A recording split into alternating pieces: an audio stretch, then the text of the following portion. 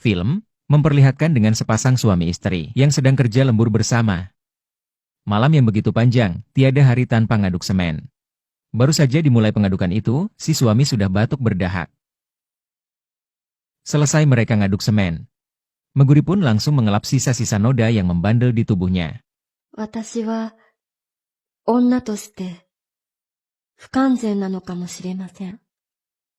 優しい夫の愛に包まれているのに、スで何も感じないのです。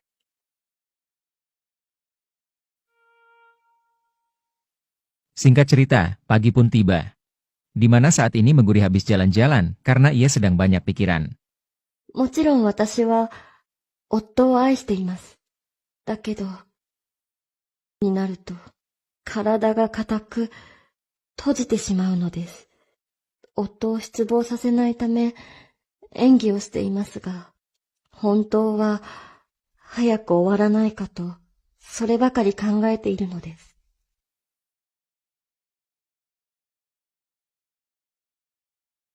Setelah sampai di apartemennya, ia terlihat sangat syok karena ia habis digoda sama pekerja di dekat apartemennya.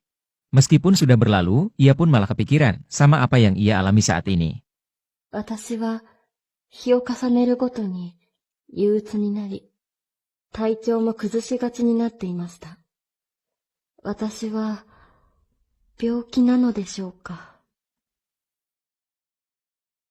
Malam harinya saat suaminya beres makan.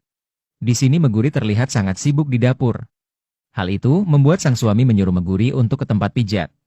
Karena dia tahu bahwa akhir-akhir ini Meguri sering merasa lelah.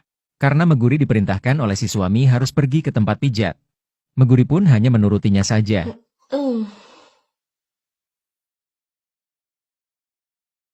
Siang harinya, sekarang Meguri yang sudah berada di tempat pijat. Di mana tempat pijat ini adalah rekomendasi dari suami Meguri. Dikarenakan yang memijatnya ini temannya yang sudah mengetahui saraf-saraf pusat. Lantas Meguri pun disambut hangat oleh asisten tukang pijat tersebut. Dan si asisten menyuruhnya langsung masuk saja karena lagi tidak ada tamu. Saat berada di dalam, kita langsung dikagetkan dengan kemunculan Bapak Tahro. Yang sering nonton berita viral hari ini, pasti kalian tidak asing lagi dengan Pak Tua ini. Di sana Tahro pun bilang ke Meguri kalau dirinya tidak boleh gugup.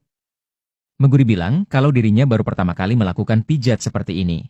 Tahro yang sudah profesional, ia mengatakan kalau baru pertama kali pasti gugup seperti itu. Dan Tahro pun langsung mengajak Mbak Meguri ke tempat eksekusi lahan basah.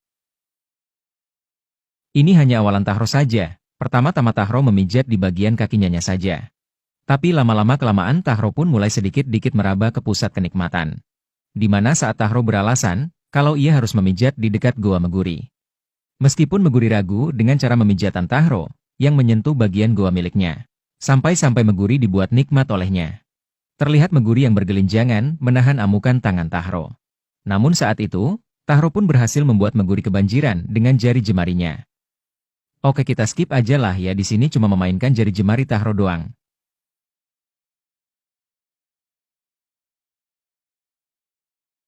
Malam harinya, saat sang suami sudah pulang kerja, Meguri pun langsung bergegas untuk menemui suaminya di depan pintu. Sang suami bilang ke Meguri, dengan tadi Meguri yang pergi ke tempat pijat.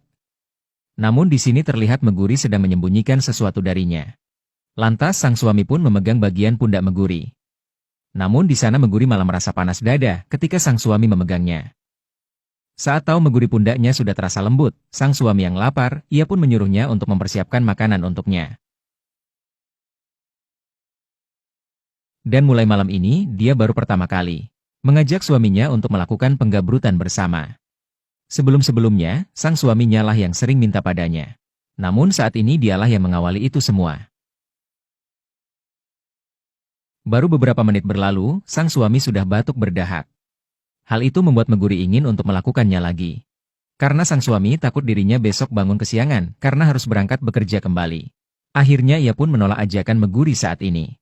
Hal itu membuat Meguri tidak bisa berbuat apa-apa lagi. Ia pun memutuskan untuk menuruti suaminya yang sudah mulai tidur. Paginya, sang suami akhirnya berangkat. Di sini Meguri pun hanya melambaikan tangannya di balkon apartemen yang ia tempati. Dirasa sang suami sudah jauh dari pandangannya. Di sana ia terlihat memuncak dengan meraba bagian gunung ke sana kemari. Hal yang tidak Meguri sadari, ternyata dari tadi tetangganya pun melihat Meguri yang sedang asik sendiri. Meguri yang takut ketahuan oleh orang lain, ia pun masuk ke dalam untuk melanjutkannya di dalam saja. Tetapi saat itu, Meguri teringat perkataan dari dokter pijat. Kalau pijatannya enak, Meguri bisa datang ke sini lagi. Setelah ingat, ia pun lantas bergegas pergi ke tempat pijat tersebut. Beberapa waktu kemudian, Meguri yang sudah tanpa skin dan sudah berbaring di atas kasur. Ia bertanya pada Tahro, apakah ruangannya ini kedap suara. Lantas Tahro pun menjawab kalau ruangan ini sangatlah kedap suara. Sudah bisa kita tebaklah ya, mereka pun akhirnya bercocok tanam di sana. Sampai-sampai Meguri merasakan kenikmatan yang tidak pernah ia rasakan sebelumnya. Singkat cerita, Meguri yang sudah sampai di rumah. Baru saja menutup pintu, ia dikagetkan dengan kemunculan tetangganya, yang hendak meminjam toiletnya sebentar. Dikarenakan si tetangganya itu ingin buang air kecil. Meguri yang dari scene awal sudah diganggu, ia pun menolaknya. Tetapi si tetangga memaksanya, kalau ia tidak meminjamkan toiletnya, ia akan buang air di sini. Meguri yang gak mau ribut pun, ia menyuruhnya untuk masuk saja. Dan menyuruh si tetangga untuk mempercepat saat berada di toiletnya.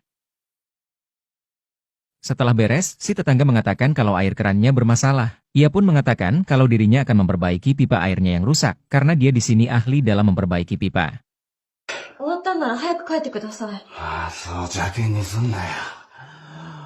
奥さんとこ、水道の流れ悪いみてえだな。ちょっと見てやれよ。結構です。業者に頼みますから。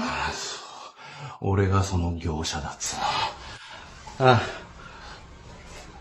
便所のお礼にタダで見てやれよ。ちょっと。 Eta si Gobla. Ia malah langsung nyelonong masuk ke dalam, tanpa seizin Meguri. Si tetangga pun langsung mengecek bagian pipa tersebut. Tetapi hal yang membagongkannya terjadi. Di saat Meguri menunggu si pria itu beres. Ternyata si pria itu malah terus memandangi Meguri di bawah meja. Terlihat ia di sana, ingin sekali singkongnya dicicipi oleh Meguri. Pria itu pun langsung berdiri dan bilang kalau adiknya menyapa Meguri. Meguri yang kaget ketika melihat sudah ada yang berdiri dua orang. Ternyata yang dibilang adik oleh si pria itu adalah singkong ia sendiri, yang sudah dikeluarkan dari sangkarnya. Si pria itu pun langsung mendekati Meguri kalau dirinya tahu bahwa Meguri adalah seorang wanita yang tak cukup satu singkong. Meskipun Meguri ketakutan, akan tetapi, saat singkongnya sudah tegak di depan matanya, ia malah tergoda dengan bentuknya. Alhasil, pengadukan pun terjadi.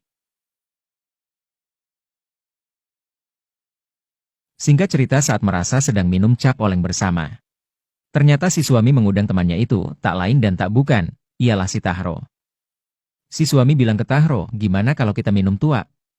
Tahro yang ingin mencicipi rasanya kayak gimana, lantas ia pun setuju dengan tawaran suami Meguri. Dengan begitu, si suami bilang ke Meguri, untuk mengambilkannya di bawah lemari dapur. Bergegaslah Meguri untuk mengambilnya. Saat Meguri hendak mengambilnya, ia malah ngasih kode ke Tahro untuk menghampiri dirinya. Tahro yang tahu maksud Meguri apa, ia pun langsung menghampiri Meguri. Alhasil Meguri pun langsung mengkokop Tahro di sana. Dan film pun selesai. Jika kalian penasaran gimana kelanjutannya, tonton saja full filmnya.